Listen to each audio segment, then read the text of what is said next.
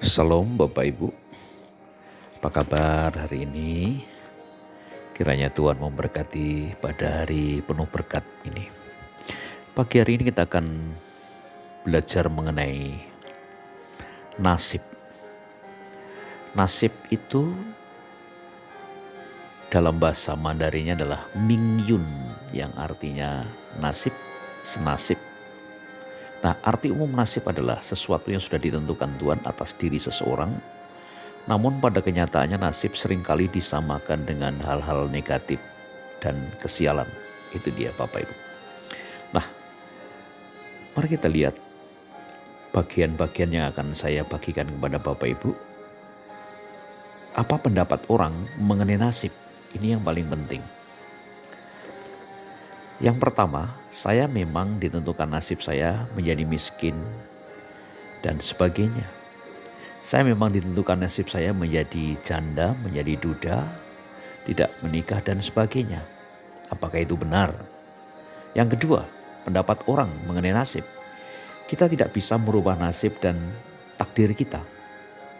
Yang ketiga, kita tidak bisa merubah takdir Tuhan, berserah saja mengapa kita mesti berusaha. Pasti juga gagal sebab saya digariskan seperti itu. Yang keempat, nasib saya sangat tergantung dan ditentukan oleh tanggal kelahiran, sio, suku, marga, nama kelahiran, garis tangan dan sebagainya. Itu banyak pendapat orang Bapak Ibu. Tapi apakah pandangan Alkitab mengenai nasib? Mari kita lihat dalam Yohanes 10 ayat 10. Injil Yohanes 10, pencuri datang hanya untuk mencuri dan membunuh dan membinasakan. Aku datang supaya mereka mempunyai hidup dan mempunyainya dalam segala kelimpahan. Itu dia. Nah, Tuhan memberkati kepada kita orang percaya, berkatnya menyeluruh. Apa yang diberkati? Roh kita diberkati, jiwa kita diberkati, tubuh kita diberkati. Nasib itu adalah suatu keadaan yang dialami manusia sebagai akibat dari sikap atau perbuatan yang sengaja atau tidak yang dilakukannya sehingga mengalami akibat dan perbuatan tersebut, dan akibat itu bisa dirubah karena nasib itu pilihan. Nah, Yesus datang untuk memberkati. Yesus datang untuk menyelamatkan. Dan Yesus pada dasarnya menawarkan kepada semua orang, apakah kamu percaya, apakah kamu tidak percaya? Itu yang harus kita renungkan pagi ini.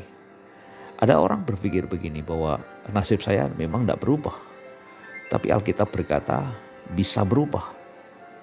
Contoh ya, orang bisa kaya karena berusaha, tekun, disiplin dan rajin. Pasti berubah. Hidupnya pasti berubah. Keadaan keuangannya pasti berubah. Orang bisa miskin karena malas, ceroboh, tamak, tak mau belajar. Dia akan terus miskin. Itu dia Bapak Ibu. Terus orang gemuk pingin langsing, ya kurangi makan. Jangan bilang gemuk dan kurus adalah nasib. Itu yang salah. Orang pingin pasangan hidup, ya harus bergaul luas dengan komunitas yang benar. Jangan karena belum pelaku bilangnya emang saya ditentukan tidak kawin. Itu satu kesalahan yang memang harus kita buang Bapak Ibu. Itu dia.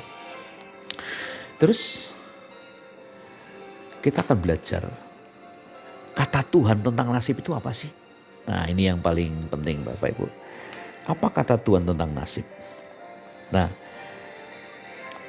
kata Tuhan tentang nasib, nasib itu ada hubungannya dengan perilaku, karakter manusia. Itu nasib Bapak Ibu. Nah, dan bukan diramal yang mengatakan suatu saat akan mengalami begini dan begitu. Ingat, nasib itu berhubungan dengan perilaku dan karakter manusia. Kalau orang itu karakternya malas, ya pasti malas dan pasti miskin. Kalau orang itu karakternya rajin, kerja keras, pantang menyerah, saya yakin orang itu pasti kaya. Nah, ini dia. Tapi banyak orang tidak percaya gitu. Nah, banyak orang makanya untuk menentukan nasibnya bagaimana, dia baru ke dukun dan sebagainya. Dan itu yang tidak benar. Makanya jangan percaya ramalan nasib, itu bohong semua. Alkitab menulis dalam Imamat 19 ayat 31, janganlah kamu berpaling kepada arwah atau kepada roh-roh peramal, janganlah kamu mencari mereka dan dengan demikian menjadi najis karena mereka. Akulah Tuhan Allahmu. Ini dia Pak. Jadi jangan percaya kepada ramalan nasib. Kalau seandainya peramal itu bisa meramal dirinya sendiri, kenapa kok dia tidak meramal dirinya sendiri menjadi orang kaya?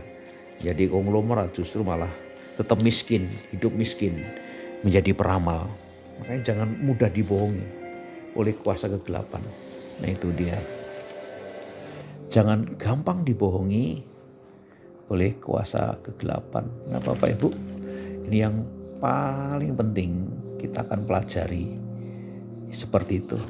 Ada satu ayat firman Tuhan yang nanti akan kita baca ya. Nah, Tuhan memberikan kepada kita kehendak bebas. Kehendak bebas untuk memilih, kehendak bebas untuk mengatakan bahwa saudara mau diberkati atau tidak. Nah ini dia. Tapi banyak orang masih gak percaya, ngeyel. Nah, Tuhan memberikan kehendak bebas untuk menentukan hidupnya. Apakah mau kaya, mau miskin, mau bodoh, mau cerdas, itu tergantung kita. Kalau kita hidupnya enggak beres ya, malas, kita tidak akan pernah berubah. Apakah pelayananmu akan begitu-begitu saja? Ya tergantung kita. Tergantung kita mau berubah atau tidak. Ini dia Pak. Tuhan memberikan kehendak bebas kepada kita.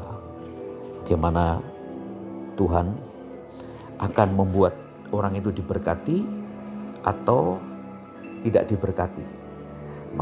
Makanya kita harus belajar pemahaman yang benar supaya jalan hidup kita tidak salah, iman kita tidak salah. Ada ayat dalam 2 Petrus pasal 2 ayat 13. Saya akan membacakan Bapak Ibu ya. Dan akan mengalami nasib yang buruk. Nah ini dia. Sebagai upah kejahatan mereka, berpoya-poya pada siang hari, mereka anggap kenikmatan, mereka adalah kotoran dan noda yang mabuk oleh dalam hawa nafsu. Mereka kalau mereka duduk makan minum bersama-sama dengan kamu.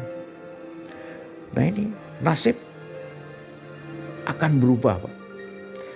Apakah kita mau menjadi lebih buruk? Banyak orang percaya nasib buruk karena suatu takdir dari Tuhan, itu satu kesalahan besar. Saya nasib buruk karena ya Tuhan memang menentukan saya begini. Itu kesalahan besar. Karena itu sebenarnya kesalahan kita dan lebih parah lagi. Banyak orang mengatakan saya nasib saya buruk karena saya lagi dicobai Tuhan. Tuhan tidak pernah mencobai siapapun. Ingat itu. Nah saya akan membacakan satu firman Tuhan. Dalam Yakobus pasal 1 ayat 12 dikatakan ini. Berbahagialah orang yang bertahan dalam pencobaan sebab apabila ia sudah tahan uji, ia akan menerima mahkota kehidupan yang dijanjikan Allah kepada barang siapa yang mengasihi dia. Apabila seorang dicobai, janganlah ia berkata, pencobaan ini datang dari Allah. Sebab Allah tidak dapat dicobai oleh yang jahat. Dan karena ia sendiri tidak mencobai siapapun. Tapi tiap-tiap orang dicobai oleh keinginannya sendiri karena ia diseret dan dipikat olehnya. Dan apabila keinginan telah dibuai, ia melahirkan dosa. Dan apabila dosa itu sudah matang, ia melahirkan maut. Saudara-saudara yang kukasihi, janganlah sesat. Itu dia Pak.